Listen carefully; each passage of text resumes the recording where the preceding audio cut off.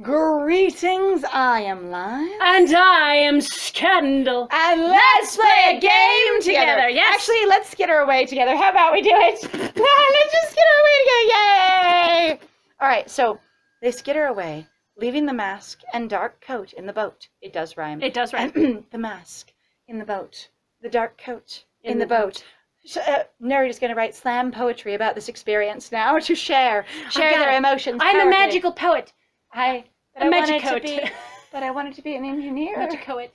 Majote. Majote. All right. So, where do they skitter? Out of the boat into the water? It's a dream. It's a dream. You keep.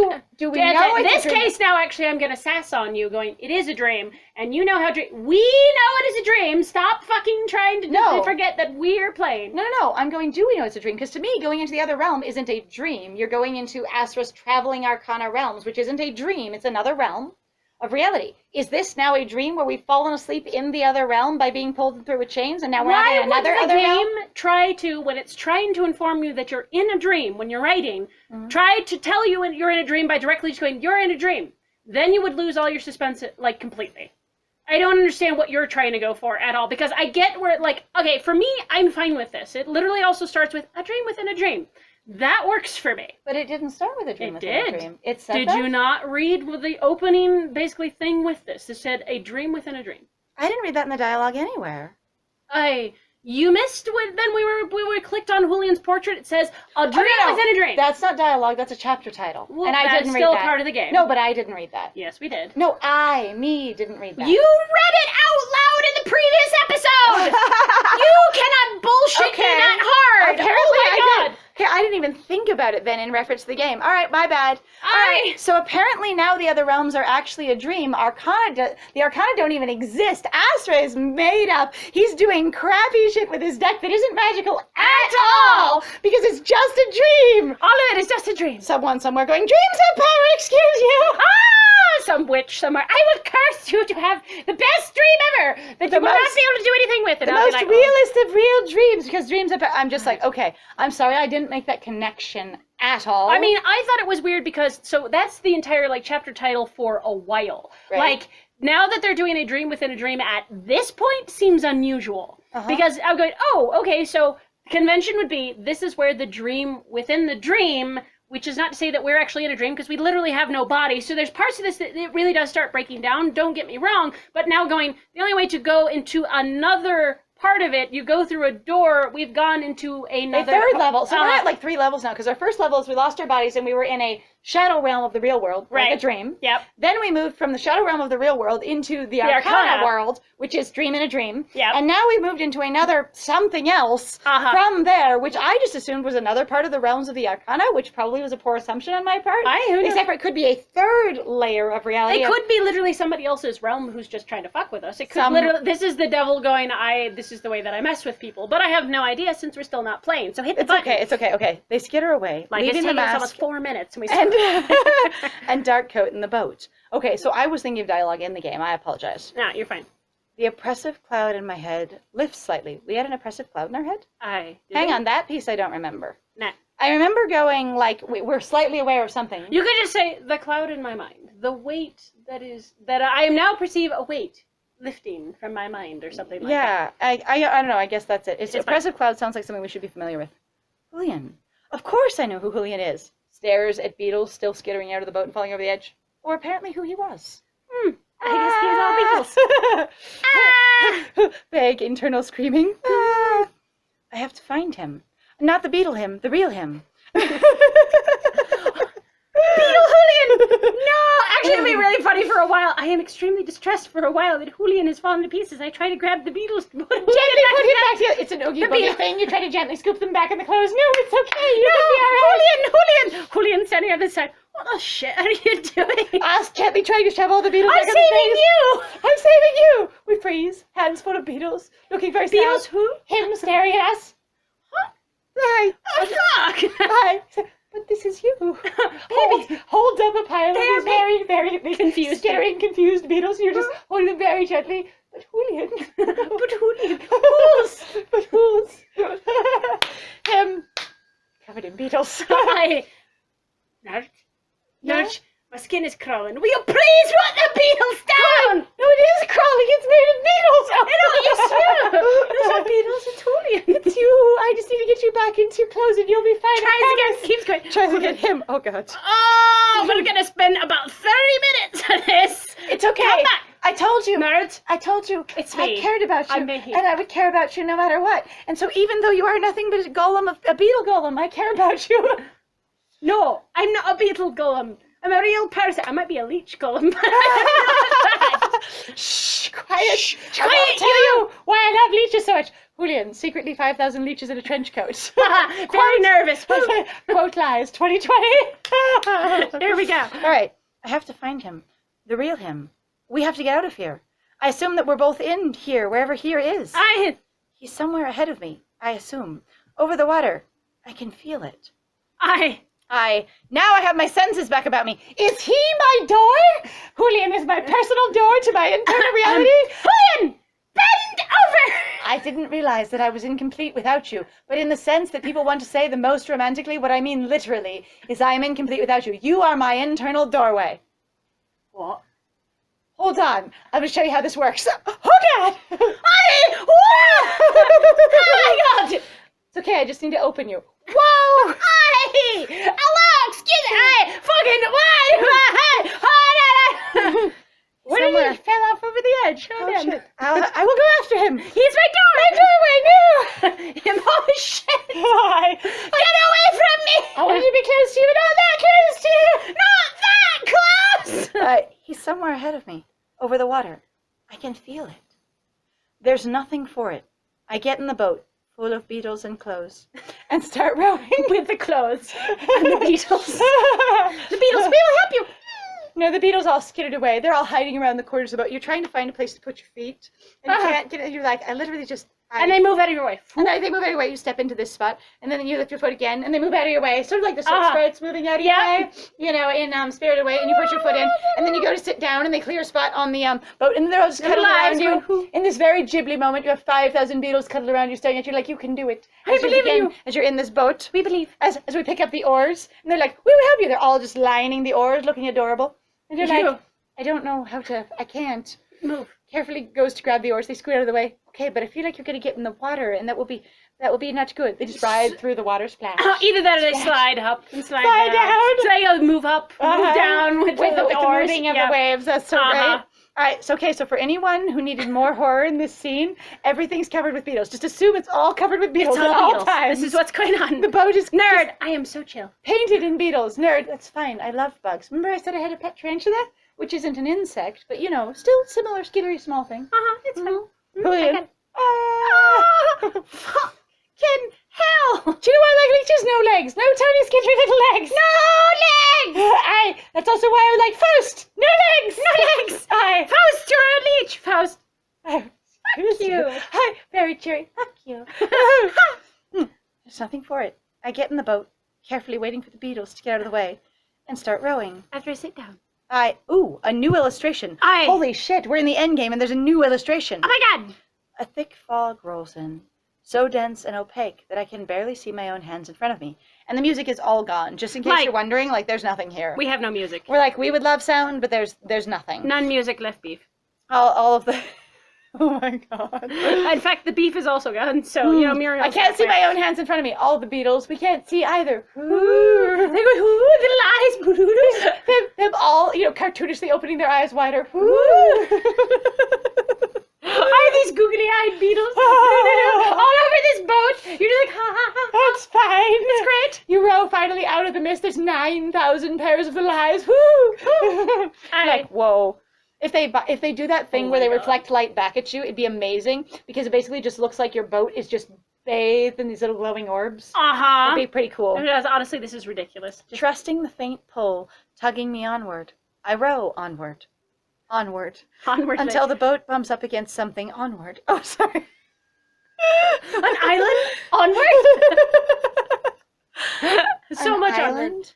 And not the island, an island. Not the one that I was just fucking talking about. Sorry, that's the thing that I was just like, we were just discussing the Lazarette. And we knew and we established what that was. And now you've gone, An island? How many islands are out there? A snake crawls up the leg of the table. Not the snake that I know well and have seen for all 3 years of my life. There's something that moves up Astra's leg. Oh, it's Faust. Yeah. Like, there's a way to get around. Like, oh, it's fine. There's ways to do it, but I was just like, an island. Were there many, many, many islands out there? The Lazarette, one amongst 1,000 islands. I hope I reached the right one. An island, or it's like, the Lazarette? Question mark? The island out there. Maybe the Lazarette. I was to say, but on the other hand, if the only island you can see from shore easily is the Lazarette, but there is like this incredible like abundance of islands, like this massive, I forget what they're called. Like, it's like, when it's just a giant collection of islands in the ocean. Oh, an archipelago? There we go. It's just this huge archipelago. Archipelago. I think I used to. Okay, so the thing is, I've heard it said very few times, and when I read it in books by myself, it was archipelago or something like that. Archipelago. I think I said because now you're like archipelago, so I think of how you're supposed to say it, and then I think I said archipelago, I think, in my head as well, because archipelago, I don't think I had it right. Thumbs up against something. An island? No, it's just a water giant. Excuse you. You hit the side of my head. Hi, rude. Hi, sad. Little beetles, poor little eyes. Oh no, we're so sorry. Oh, sorry. I thought, we've run into a giant sea turtle. Bog sea turtle. What is that? Oh, beetles. Ha. An island? Hi, I will eat all your beetles. Us, no. Gently pushing away on the shell with our oar. No. Not the turtle. Munch. The moment I set foot on dry land, do we get out of the boat? This is supposed to be super dreamy, isn't it? Yeah. Like, this is just supposed to be extremely dreamy. My problem. Island? Question mark. Some of the fog lifts from my head, and it now sounds more dreamy and disconnected than before the fog lifted from my head. So I have a problem with some of this, is where sometimes where people will be writing is they don't seem to know how to basically distinguish their dream writing sequences from their normal writing sequences. Okay. The reason why this isn't working with me, like where I'm getting where you've been annoyed about it, to me, what I feel like what you're encountering, is that their language isn't very different. The stylization of the way that they usually write isn't working because you're already super absent with a lot of your descriptors. A lot of basically your other writing sounds already kind of dreamy and sort of surreal and not and part of the stuff we've talked about grounded through this entire run is an experience of going, it feels like they're first writing as the character and then writing to the reader. Like to the reader sometimes. And so that creates that very dreamy, disconnected quality of where I'm being non-specific to deliberately be edgy or to try and basically artificially create suspense. Yes. And going, we're supposed to be in this suspenseful, dreamy thing. I think you've hit the nail on the head, my friend. Yeah. Of going, this isn't different enough from the regular sort of dreamy, I'm just going to say bullshit they normally do. And so I'm going, also, again, we've had 2 steps here. We started super disconnected and really in a haze, if you will, wandering to the dock. And then we get in the boat and part of the fog lifts from our head, the heavy oppressive fog. But it still sounds like it's the same amount of disconnected and less and like lacking in details. Yeah. And so I'm going, okay, so the moment I set foot on dry land, going, did I get out of the boat? Or are we just clipping from sequence to sequence, which again sounds just as disconnected as before the sort of fog lifted. And sometimes they had definitely had other like instances where it wasn't as written with as less detail. But sometimes it was very clear for periods, and we enjoyed them greatly. And they're great and fine, because, by the way, I wanted to learn more about this world rather than also constantly basically being forced to sort of come up with my own stuff and then getting kicked in the teeth, basically when whatever I came up with didn't work. Because suddenly the author would come in and go, oh no, by the way, it's this thing. Because I think that's the thing that I've always gotten frustrated in regards to some of these games where you're going, okay, we're going to encourage you to make up your own stuff. Great. But then when we give you anything solid, it's going to, because of somehow we magically managed to come up with something that does something else, it basically feels like constantly fighting with the author. We're constantly kept off balance. It doesn't work. It's here's a lot of freedom. Actually, no, you have to stick to this. Right. The moment I set foot on dry land, branches and roots seize my limbs, immobilizing me. I put one foot down. It seizes all of me, even up into the boat. Beetles. Oh no. Beetles.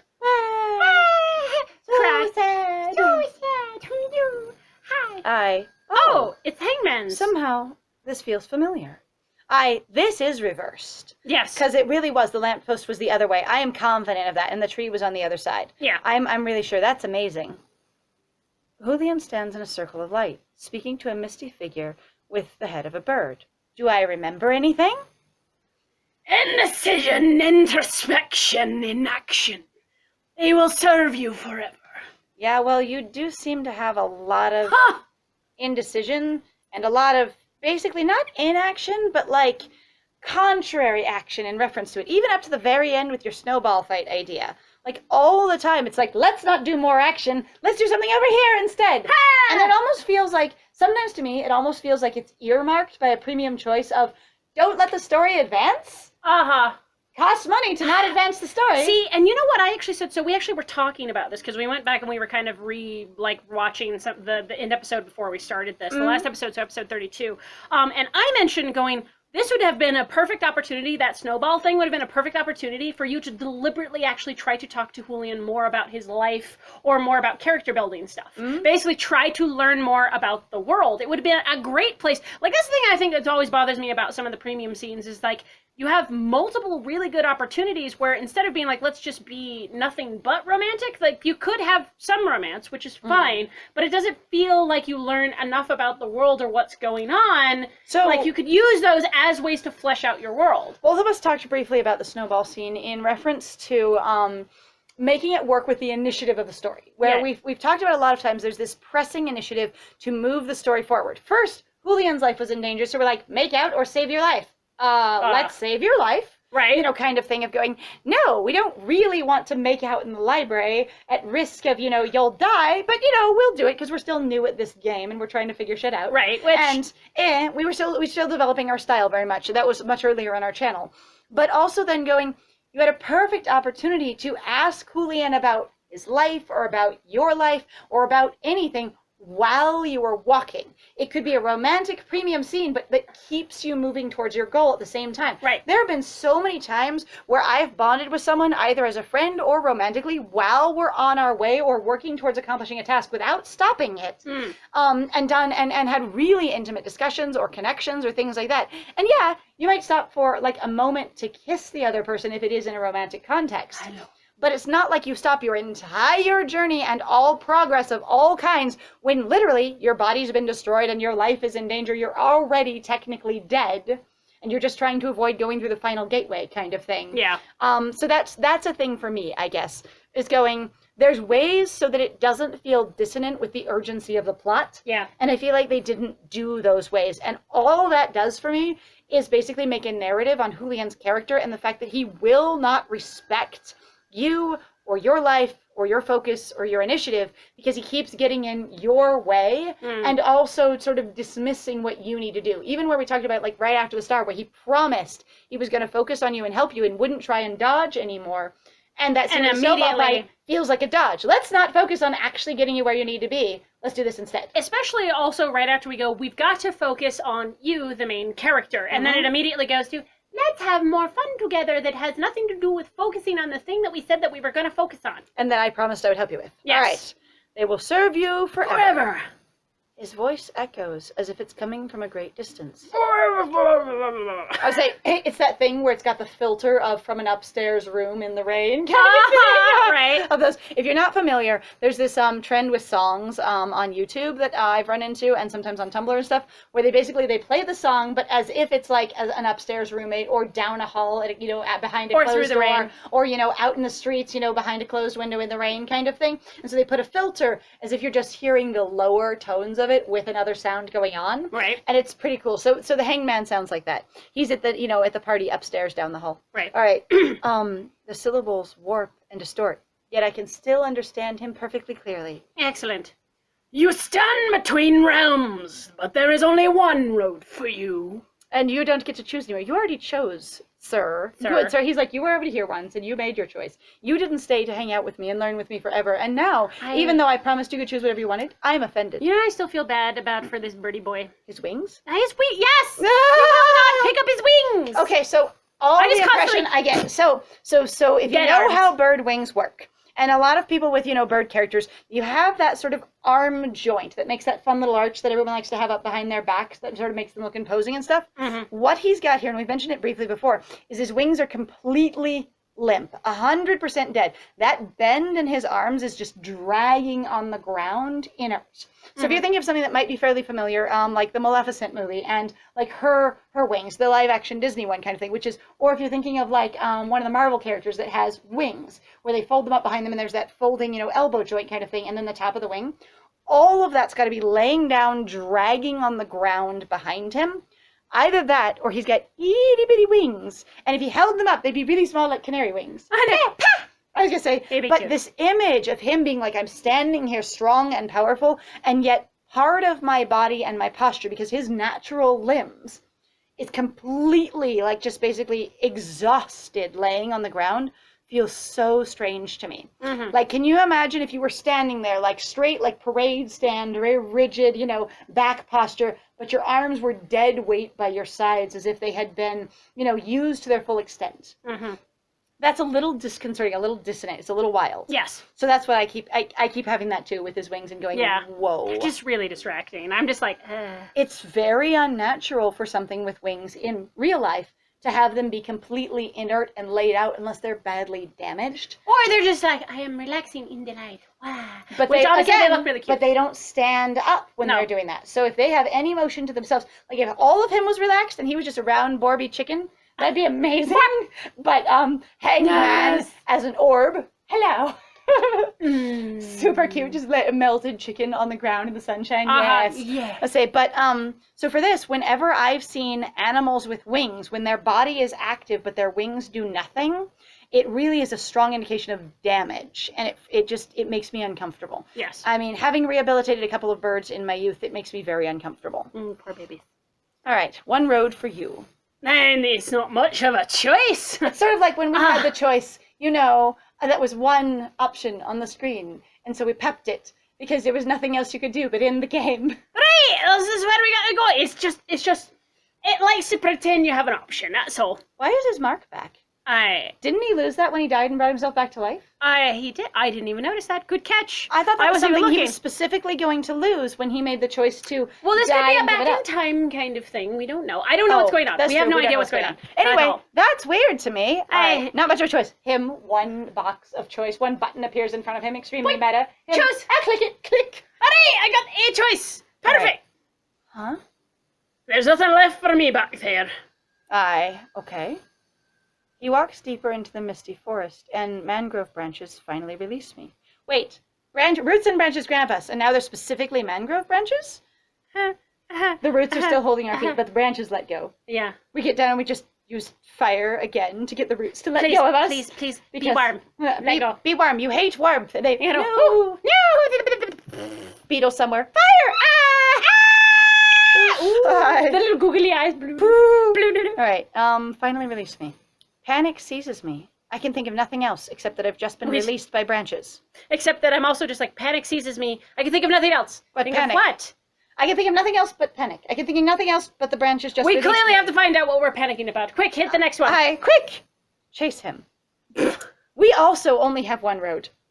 See? Here it is. The I found only it. road. The only road. I can't. Hangman! Yeah, you let him- also only have one road. Choice appears in front of us. That's not a choice. That's literally quit the game or advance. How is that a choice? I mean, if I want the rest of the story... All right, chase him. It's fine. Fine. I run after him. Why doesn't it just have us run after him? But the fog is so thick and damp that it feels almost sticky on my skin. You clearly have been to Florida. Okay, question. I run after him, but the fog is thick and damp that it feels sticky, almost feels sticky on my skin. Does that interact with us running? I have ran in damp, sticky fog that is So have I. awful on my skin. It makes you feel like, you're just covered in sweat and slime and whatever. So are these directly connected? That's actually the thing I was going to say. So, well, if you don't realize when you're writing, if you ever say but, it immediately disqualifies whatever the heck came before it. And it basically, You're fantastic and cute and adorable, but you need to realize... And it directly connects to and disqualifies it. So Yes. we're saying I run after him, but this thing now mentioned affects the running after him. So why does the experience of it feeling almost sticky on my skin, which is what it affect us running? It doesn't say it stops us, but why does the feeling of sticky and of near stickiness of my skin affect running? Because that is what this says linguistically to me. I run after him, but I need to be aware of, in reference to running, that there's an almost sticky on my skin feeling. How does that? Unless connect? we really are trying to say that the fog is so thick and damp that it's literally grabbing onto my skin that it feels sticky with the residue because of how fast I'm running through the fog. And so basically, it's not clinging to I would me. say, I think it's supposed to imply that the fog is holding you back in some way. Right. but it's really just an implication that you could extrapolate from it. It doesn't actually say that at all. Nope. So maybe we'll say more if we could. Yeah. So I don't know. Julian, wait. Hi. We run into the water. The fog is so thick that I can't see, and I just plow straight into the water. Like a dog running out to the lake and just push straight down. So for me personally, I still want to know. They're mangrove roots. They're mangrove branches. Mangroves don't have thorns. We did look that one up. It'd be nice. Maybe there is a variety of thorny mangrove that's different than regular mangroves.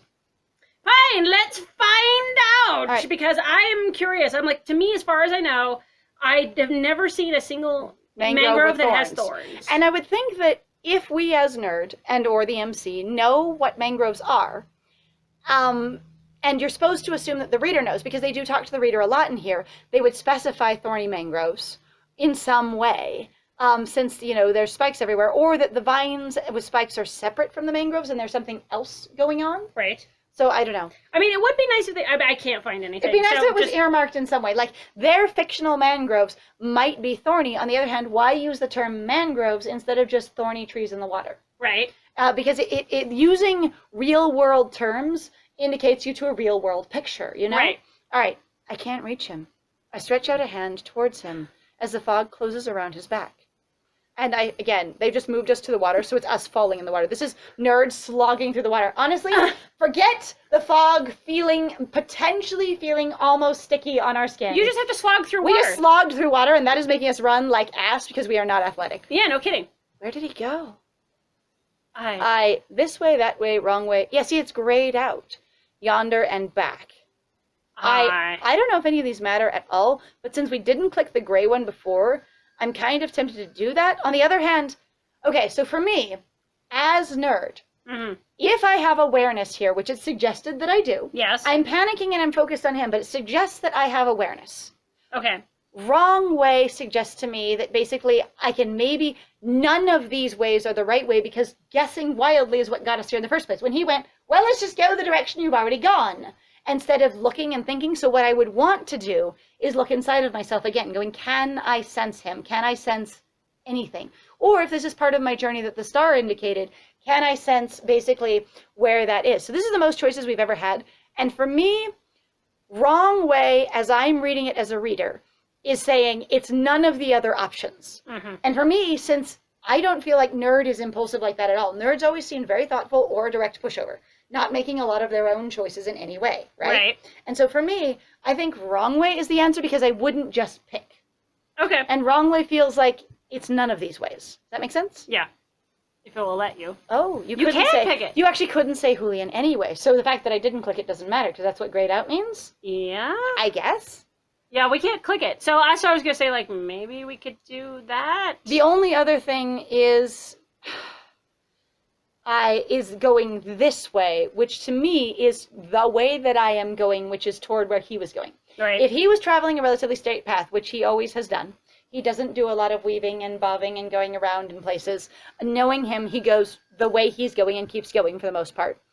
We even ran through the city that way without taking a lot of switchbacks and turns and Honestly, stuff. It's kind of also like a dream thing. I don't even think it matters. I don't think it feels very Alice in Wonderland. I'm going to say it this way. Yeah. Heedless of the waist-high water, I keep running. Does the water not get in our way? They suggested the fog would get in our way. See, now we're in the water, though. And then we were like, you really could have just gone with the water. Again, like, I'm like... What was with the fog thing? I don't know. I don't know either. It's okay. fine. Heedless of the waist-high water, I keep running. Could again just be dreamy. We're being into surreal. the water. I can't see Julian at all anymore, but he's just up ahead. He must be. The fog increases. It's been minutes? Ooh, it is increasing. Hours? Days? Where is he? Where am I? This isn't how it happened.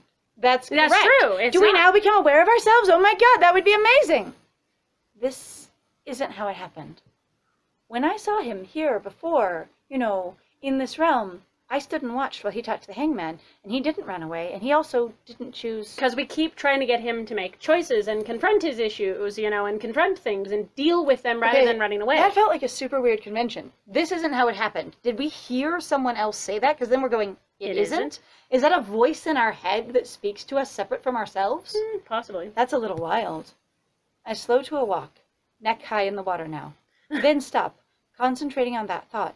Fighting the lethargy or lethargy? I think it's lethargy. Lethargy in my limbs and mind. I drag forth a memory, while standing neck high in the water, going, maybe I shouldn't go any further in this direction. You know what we're making a reference to? What? Oh, no. It is. I was starting to figure out what this reminded me of, because you remember the thick and the fog, and you start to become tired. And you this start does slogging. feel like the apprentice is about to die, like Artex died. Uh-huh. And so oh if my you guys God. don't know what we're talking about, there's a movie called The Never-Ending Story that was a huge meme when we were kids in relation to the fact that shared Artex cultural trauma. Yeah. Way before the internet shared memes very well. Yes. Of Artex's death.